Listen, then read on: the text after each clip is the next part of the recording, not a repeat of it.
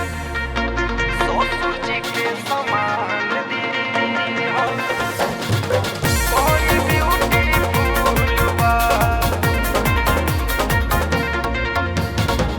बड़ी ब्यूटीफुल बा।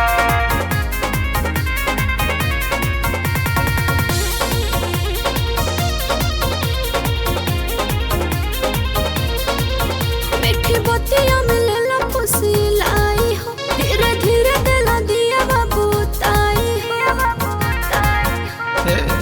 सुनो ना, मीठी बतिया मिलेला खुशी लाई हो, धीरे धीरे दिला दिया बाबू ताई हो। रात भर हम के दिहल मुआई, भइल का हमसे भूल बा।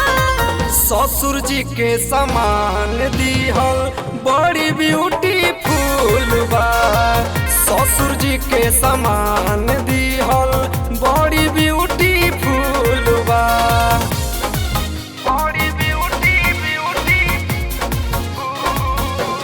बा।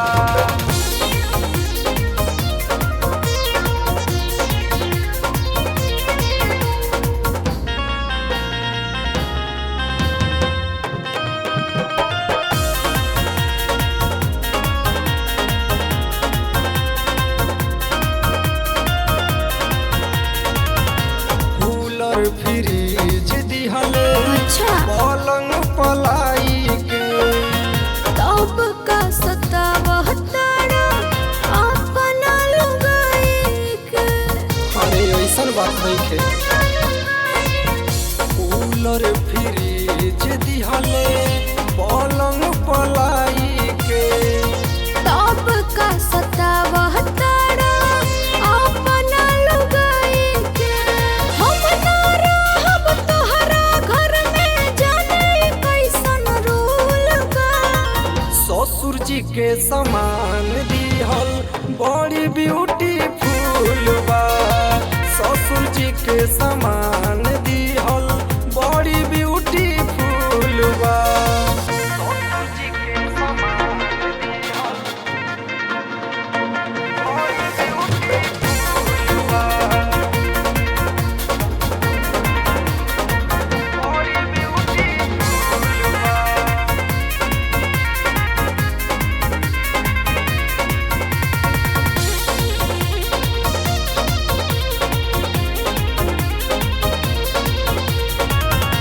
इतना दहेज दिहले करी का बड़ाई, चल जाए नैहर राजा, तब नु बुझाई। अरे ऐसे मत करो। इतना दहेज दिहले करी का बड़ाई, चल जाए नैहर राजा, तब नु बुझाई। माथे जबतिया हो बलमुआ, माथा न हमर फूल बा। ससुर जी के समान दिहल बड़ी ब्यूटीफुल बा, ससुर जी के समान दिहल बड़ी ब्यूटीफुल बा, बड़ी ब्यूटीफुल बा।